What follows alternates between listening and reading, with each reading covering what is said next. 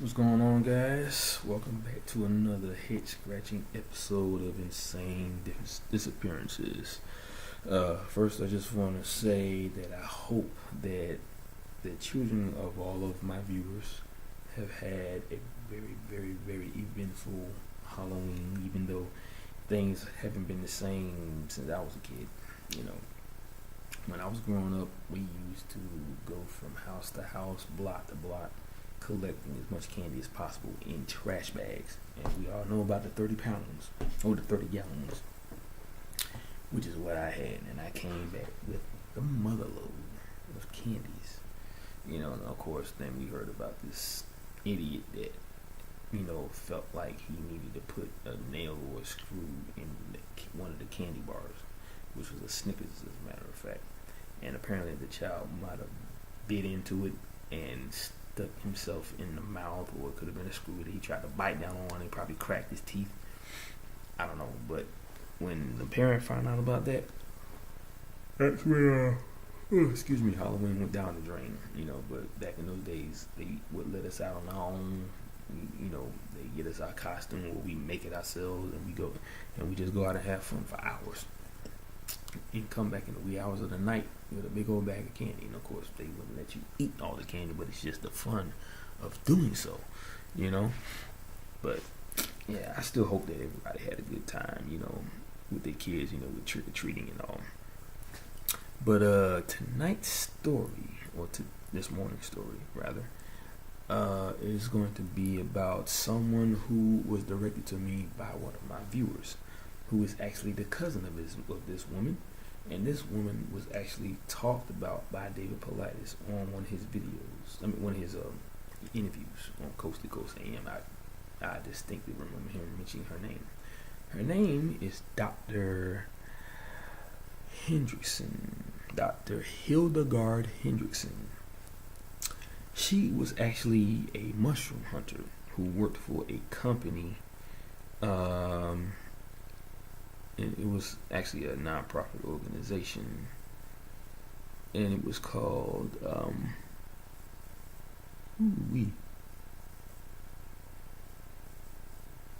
it was called the Puget Sound Mycological Society, and it was founded in 1964. But to start with her, she was born in 1934 in Yugoslavia. She was the only girl when World War II hit her small town. Now, when the Russians came through from the east, they fled to Austria. Okay? Now, here's the crazy part. They were all fluent in German, of all languages, which is a very huge characteristic in a lot of these cases when people disappear. Which is, of course, I've said all that before. Now she migrated. She immigrated to America and settled in Seattle, where she enrolled into the University of Washington, where she studied business and economics. She earned a PhD in finance and later became a professor at Seattle University. Very, very good. Okay, now she taught there for several decades and helped them build their very first MBA program. So she's done a lot, in that area. Now, she was also a tennis player, which she ended up with a knee problem because of a tennis accident that she had when she was younger. She was a gardener and a devout Catholic. Now, the day she disappeared, she had a blue metallic walking stick, silver mushroom basket, and a hat, and some and a gold model. Oh, there's a darn typo. It's a model charm. I didn't see what it was. I saw a typo in the name of the mushroom that she Morels. I'm sorry, that was a typo. It was Morel's charm, which is the charm about the morel mushroom, which is what she wanted to hunt because they were, very tasty mushrooms from what I hear. They normally grow in areas where there's been a lot of wildfires, so that's what she was shooting for. Now, getting on with this, she married a man named Monty Hendrickson. They met in Europe, and they found each other again in Seattle, actually. Now they had two boys named Andy and Joe after they got married, of course. Now the 79-year-old Dr. Hildegard Hendrickson, like I said before, was a mushroom hunter. Once again, she worked for the Puget Sound Mycological Society, which is a non-profit, organization that was founded in 1964. Now she worked for that company, and she helped build it, from the ground up, But to move on Saturday, June 8th of 2013, she drove east from Everett to US 2. She was driving a green Ford Focus. She arrived at the Minnow Creek trailhead near the Basalt Peak in the early afternoon.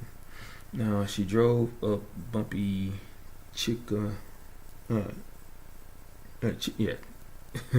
up the bumpy Chickaman Ridge Road, to get where she had to go, because she was going to do some, mushroom picking. Now, the police case files stated that at the trailhead, Hendrickson talked to a Seattle cardiologist. I always have a problem saying that. His name was Anthony Okos, who actually told her that the trail was very steep. Okay, but she's been hiking several times a week for years, so that was no problem for her. Now she parked her car just across the road, where she was going to be, going to. Now, at 1:30 p.m., two separate witnesses saw her halfway up the trail picking morels, a few dozen feet, from the path, that she was on. Now, the hiker and these guys were a hiker and a Forest Service ranger. They were the last two people to actually see her at that time. Now, she was reported missing 3 days later by a fellow mushroom hunter named Igor Malkevsky. He told the Chelan County Sheriff's Office that he spotted her car in a little parking lot that was adjacent to the trail that she was on, and her door was unlocked and her pocketbook was inside. And what he did was he checked the ID just to make sure that it was her, and he recognized her, and that's when he called the police and told them what happened. Told them that she had to be in trouble. Now, a lot of her friends and family and even the detectives on the case believe that a couple of things. She got lost. She fell, stumbled over something, or she just wandered off and, like I said, got lost. But there's no evidence of that. There's no evidence of her even being in the park. All of her belongings were missing. Her, like her cane and all that stuff. Because let's just say she had a heart attack or a stroke, which is one of the beliefs of what happened to her. If that was the case, she would have dropped some of that stuff due to her having a stroke or a heart attack. But none of that stuff was ever found. Okay, so now a guy named Marion Maxwell said that she was extremely giving, of her time and her knowledge, and by that she actually passed on her knowledge to a guy named Josh Powell, who became, a leading mushroom hunter. Now, the one I mentioned before about the name of the nonprofit company she worked for, is actually an identification clinic for mushrooms, so that they can tell what mushroom is deadly and what mushroom is edible. Okay, and of course they name all different kinds, and once they do that, they'll know what mushrooms they can actually eat. Okay, now there was a guy that was not known at the time as a mushroom forager. His name was Christopher Dodson. He was seen in the park asking way too many questions like, are you picking alone? If you're picking with someone, are you picking with a man or a woman? And all these questions that he was asking made these two women that he was talking to uncomfortable. But it was later found out by the sheriff's department that he was a fellow forager, and he found out about what happened to Hildegard, and he was just looking out for them, letting them know that there's some strange characters out there, in those parts. So he was later ruled out, as a suspect in her disappearance. But the fact that these hundreds of search and rescue teams actually looked for her, they did at least about 6 days or 6 weeks worth of searching, but they found no trace of her whatsoever. There were no leads, no nothing. So that was a lot of searching, 6 weeks of it. But they haven't found anything. Now, even after they didn't find anything and they slowed down the search, there was people that were still out there looking for her, trying to find some break in the case or clues that could lead them to where she might be, but nothing was ever discovered. So basically, she just vanished off the face of the earth when she went in there. Okay, now here's my take on it. I'm talking about people that they searched for her for 2,500 hours. Okay, they scoured these areas up to about 8 times. So the sheriff of the Chilling County Sheriff's Department, his name was Gene Ellis. He would later say that in the 24 years of his career with that department, he has never seen anything like this before. Never. Where they couldn't find no leads, no suspects, no trace of Hendrickson anywhere. And this is one of those classic cases of someone just being poofed away. Okay, it was 6 days, not 6 weeks, so it was like 6 days of searching. But here's my take on it. Yes, she went into this area to do some picking for these mushrooms, these morels, and she was seen by a hiker and a ranger, which is also very common. She, just because of the German, being in this story alone, just makes you realize that this is part of the pattern. You don't have to have a German background. You could also speak German as well. And that was a case of one of these college students that disappeared. I think it was in one of David Paulides' books. And I think I read about that once. Okay, so the fact that she went into the park and she did her thing, she was searching, they let people see her for the last time. And when they walk away and carry on about their day, that's when they take her.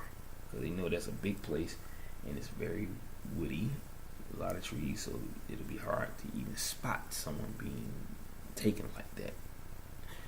Now, how did they take her? That's the question. How did they make her disappear? Of course, they obviously took all of her belongings with them. She didn't leave anything behind. The question is, where did she go? How did she just vanish off the face of the earth? There's a lot of reasons why that happened. And one of those reasons would be portals that leads to another dimension, another parallel earth, another reality, another planet, maybe. I don't know. But these are the 4 things that stick out in this case. Okay? Forget about all the logic. Forget about all of the theories about there being foul play. Now, if it was foul play, there'd be some evidence of it. There was never any evidence of foul play, even though they still think that she may have been taken by somebody, which is a common, reaction in a lot of these cases, But there's nothing to back it up. They think that maybe she fell or she stumbled on something and hit her head, or she succumbed to the elements, maybe had a heart attack. But still, there would be signs of that heart attack, or there'd be signs of her being hurt or harmed, and there was no evidence of animals attacking her. If that was the case, there'd be some evidence, like some blood sample or tissue, on the ground. You never know. But none of that stuff was ever found. So, what else could it be? Who knows?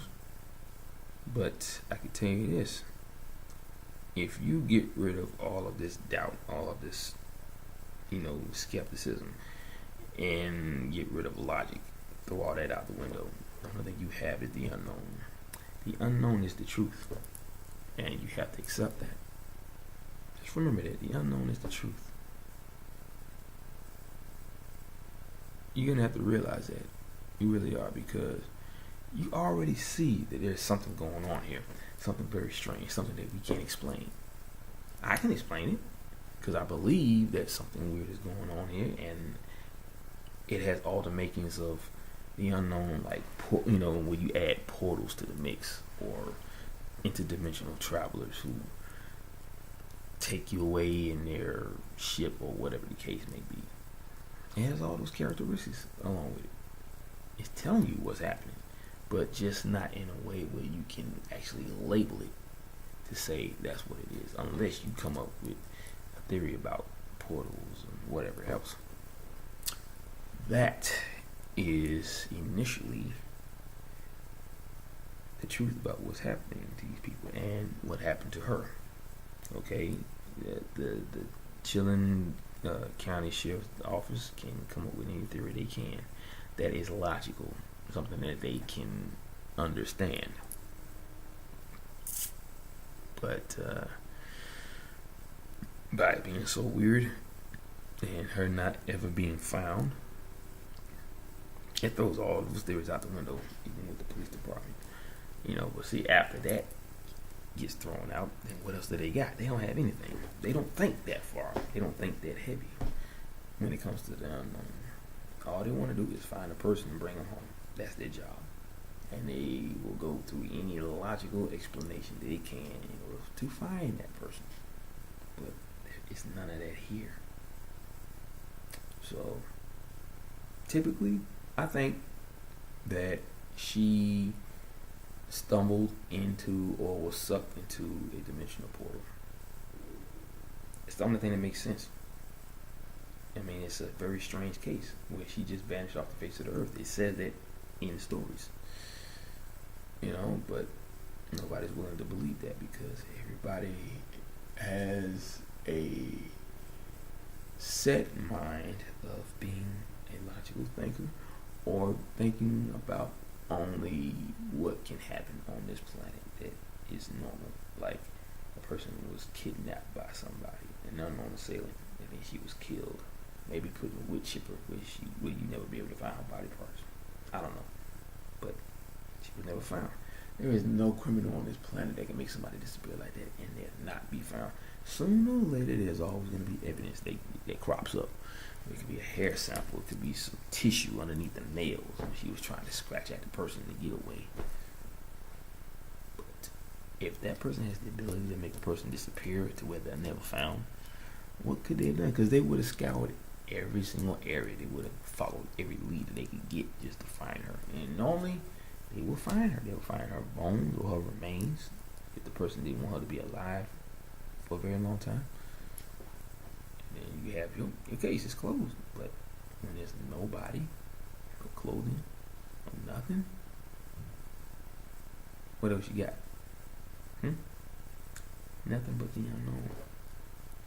So you can sit here and say, oh, that's humanly impossible, or I bet you it was a Bigfoot, or I bet you it was a mountain lion, or a pedophile. Well, not a pedophile, but a serial killer. They always say that. Maybe there's a serial killer lurking in the park. A serial killer leaves behind evidence.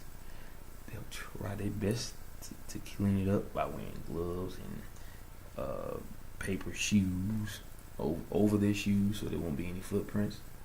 They'll think about all this stuff, but they will always leave something behind. It could be a hair sample, it could be any kind of DNA.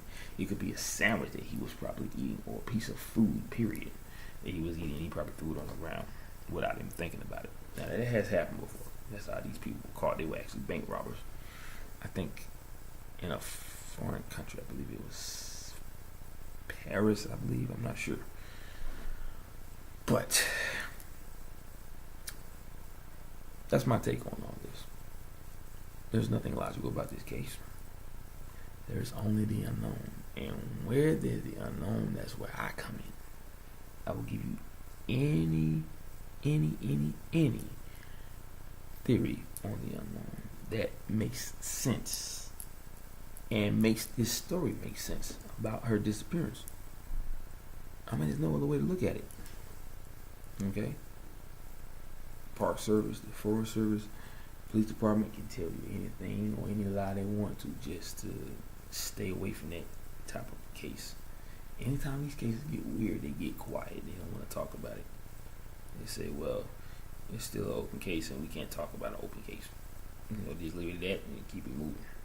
And the newsroom will hound them and then find some other way to get that information. And normally they do. They leak it to the internet.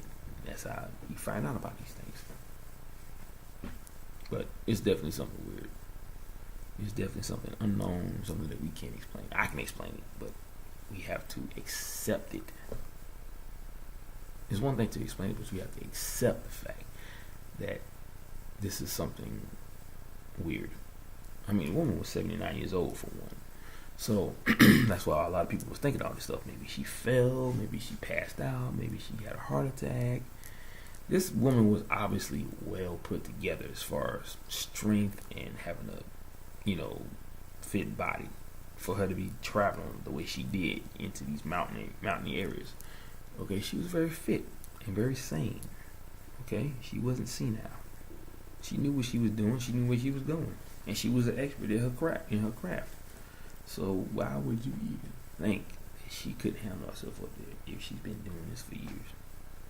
I mean, people worry about, their elderly, especially if it's their parents. Naturally, they're going to be like, okay, this is not right. I mean, she should be not so much in a rocking chair, but not doing that. We don't want her to get hurt. But she knows that. She knows not to get herself hurt. That's why she's an expert in her craft. Climbing cliffs and all that stuff. She's able to do that because she's been doing it for a while. Okay? So, yeah. So early in the morning. But yeah, that's my take on it. Something strange actually did happen to this woman. It's just that people who know her or knew her, people who are family members, I don't want them, if they're listening, I don't want them to think that all they can think about is someone took her. You have to think beyond it. You have to think three-dimensionally. You have to. It's the only way to get any answers out of what's happening to these people or to your loved ones. You can't keep thinking about there being a pedophile or a serial killer, that's taking your family members or your friends, your husband or your wife. Okay? I'm not saying that doesn't happen. I know it does. It's going to be on the news every single day here in Georgia. Every time you turn around, somebody either got kidnapped or, well, not all the time, but like, I'd say every other month to maybe a year, you hear something about someone being kidnapped or someone turning up missing. That thing comes across the TV when you be watching something, that national alert. But in her case, something weird did happen. It wasn't a pedophile. It wasn't it wouldn't still be a pedophile because we're talking about a grown woman here. It wasn't a serial killer. I can guarantee you that, because if that were the case, they would have seen the evidence of a serial killer. She didn't fall. She didn't hurt herself. And she had a cane, so that means that she had trouble walking, freely. But still, she had a cane. She couldn't have fell. She knew what she was doing. She didn't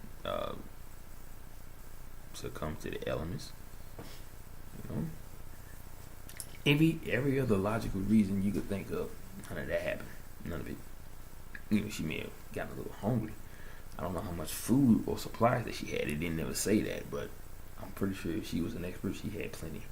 Even though she had that little basket for the mushrooms, still I'm pretty sure she had some. But she probably wasn't thinking that she was going to be gone that long. But for her to disappear like that, she definitely went somewhere. But she went somewhere in a way that we can't seem to grasp yet. I can grasp it, but everybody else can't. I mean, there are some that can, there are some that can't, but this is just a mixture. You got the ones that can, you got the ones that can't. I'm one of the ones that can grasp all that. Because I know the unknown is real. I know the unknown is the truth.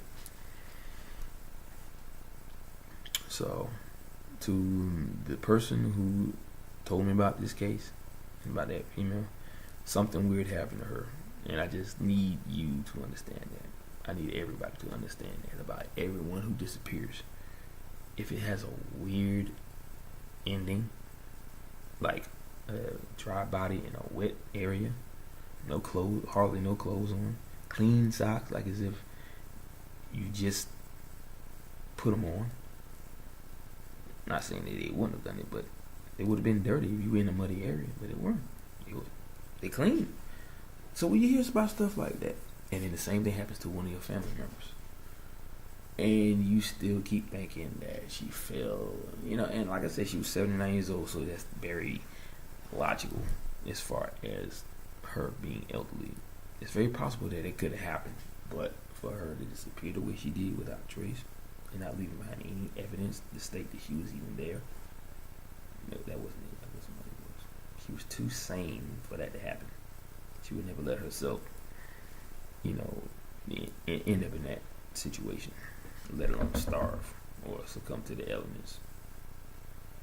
But she was wearing bright clothing, though. From the looks of the photo, it was up there. That might have been one of the outfits that she was wearing at the time. She was wearing a red shirt and a vest. Everything was just bright. Nothing was dark. So that could also be another reason why she turned up missing. Because everyone that wears bright clothing, especially red, they disappear. They don't come back. And in one of the photos of this woman, she was wearing bright clothes from head to toe. That makes you very, very spottable by these things. So now that you know, don't ever go into a forest with light clothing on. Wear a black outfit from head to toe. I'm talking about black baseball cap, black, the sunglasses with the dark black tint, a black sweater or a shirt with a jacket, some black jeans, some black shoes. Just saying. You come out of the lie, and you won't disappear like all these other people did. I mean, let's take I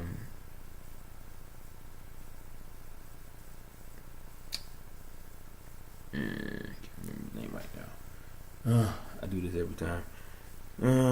Christopher Tompkins. I'm sorry. Yes, Christopher Tompkins. Let's take him, for instance. Same thing with him. They didn't state that he had some problems, but he disappeared in a way that we can't understand. The guys that work with him can't even explain it because they didn't hear anything. All they know is that there was change on the ground and one of his boots was dangling from a barbed wire fence. He disappeared, folks, in a way that can't be explained. So what do the powers that be do? What do the law enforcement? What does the law enforcement do? They come up with a story to explain what happened to him. They'll say, oh, they had something to do with it, so let's grill them. And they take them to the area where he was before he disappeared. They tell him this is what happened. And we left.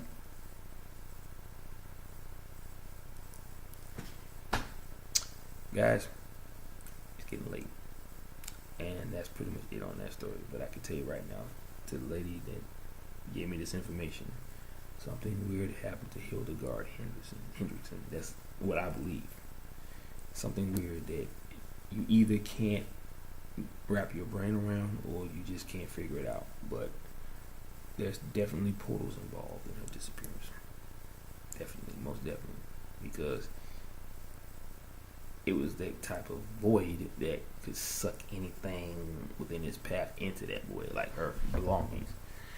And after that happens, you have no control over it. You get sucked in and you get propelled to another parallel Earth that was similar to yours. Maybe you landed in the same exact spot where you was in, but everything else is different. Like the people, the people who probably don't even know you, or they do, but your double is actually on that world somewhere, doing what it does, living out his life. Now, if she went to another planet, that's another thing too. I don't know. I just know that for you to disappear like that without a trace, and they still haven't found anything after all this time. This woman disappeared in 2013. It is now 2017. Same thing with the Madison Scott case. 8 years of them looking for her. And I don't want to put her in that category. I really don't. I know what probably happened to her, but I'm not going to say what. It was definitely strange because parents are still looking for their daughter. I don't want to add no extra misery to all of this. I don't want them to think that, because they're thinking logically. They're thinking that somebody took her daughter away from them, took their daughter away from them. They're not going to believe that she slipped or stumbled into or was sucked into a dimensional portal and was led to a parallel, and she winded up in a parallel Earth where they had to basically work with her so she can get over the fact that she would never be able to return home. You can't control the journey. You can only go through it. Now, I said I wasn't going to say that that's what it was, because I'm not, but it still fits a lot of the strangeness in all these cases where people disappear and are never found. I don't know if David Paulides even put that in his list of people who does disappear that way, because he has said that some of the cases in the British Columbia area he doesn't really touch. So, and if it has any discrepancy or anything dealing with maybe half of what the characteristics are, he won't touch it. If it's not a part, if they're not all characteristics. So, but anyway, like I said, something weird did happen to her. I know this for a fact, and it's nothing logical. You will never be able to explain it with a logical answer. You never will. So, with that being said, guys, is at that 33.2 mark, and I got to go. I'm getting sleepy, and I don't want to drag this out any longer. I hope you enjoyed this video. I tried to get as much information on it as I possibly could, so I wouldn't have to keep reading from the website and all that stuff, because it can be kind of tiresome sometimes if I don't have a nice small paragraph or just collected information. So I gotta go. You know how I do it. But first, like I said, I just want to say I hope you guys had a very, very, very eventful Halloween. I hope you went to your parties and all this stuff and danced the night away, which in your costume, whether it would be tight or loose. I love the tight stuff. Big ups on that. Anyway, hope you guys had a great time. I know I had a great time, but I gotta go. Like I said before, you know how I do it at the end of every video. Aloha, mahalo, and ahuiho. Peace out, brother.